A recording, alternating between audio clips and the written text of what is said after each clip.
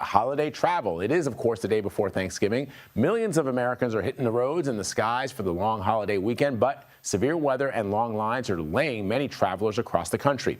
Let's get to CBS News senior transportation correspondent Kris Van Cleave, who's driving to Washington.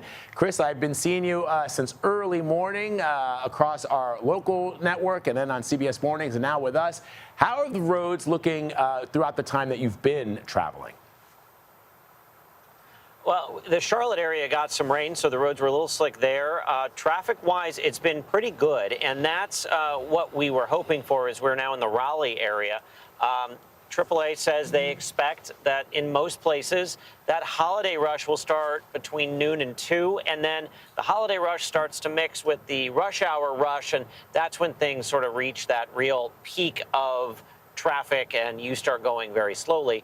I suspect we'll hit some of that as we make our way to Washington up 95. But so far, at least in North Carolina, the roads have treated us pretty well.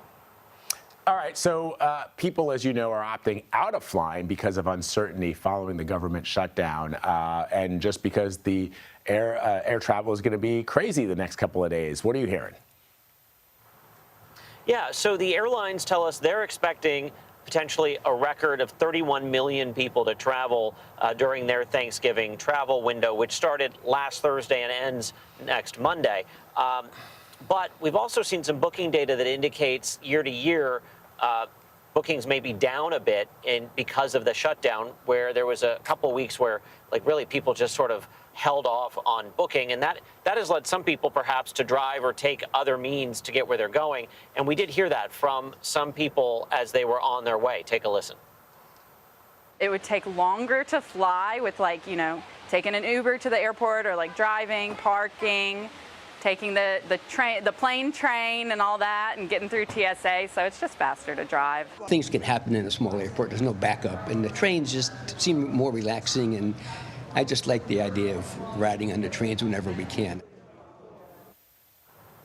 Now the airlines have operated pretty well despite the weather. There's not been noticeable staffing issues like we saw during the shutdown. So from an operational standpoint, so far so good, but some big tests potentially today, Vlad.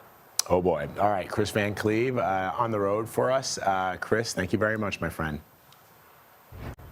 Let's bring in CBS News Philadelphia meteorologist Grant Gilmore. So Grant, what are some of those trouble spots today? Let's talk about it, Vlad. Good morning to you. And guys, good morning to you at home. Let me show you the map here. I'm going to pull up our satellite and our radar loop. Couple of areas that we're watching. One is a new storm system that's going to be moving into the Pacific Northwest. More on that in just a second. But the bigger impact, which we've already seen, is the storm system moving out of the northern tier states through Minnesota into the Great Lakes. And this will continue to move into the north and east as we go through the next couple of days. Let me show you here. On the map, we've got several advisories. Nearly 50 million people underneath wind advisories there.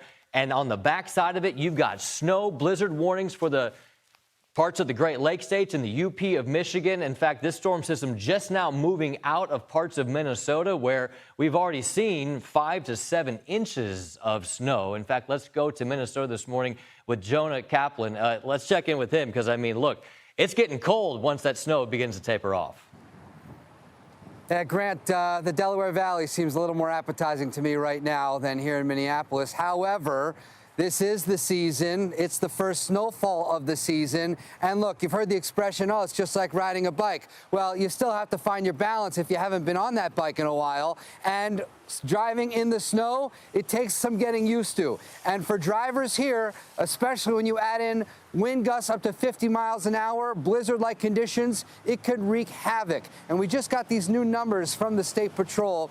More than 330 vehicles sliding off the road, spinning out. About 30 people injured in different crashes from this morning and into overnight. I-94, especially as you get into the northwestern part of the state, up towards Fargo, North Dakota.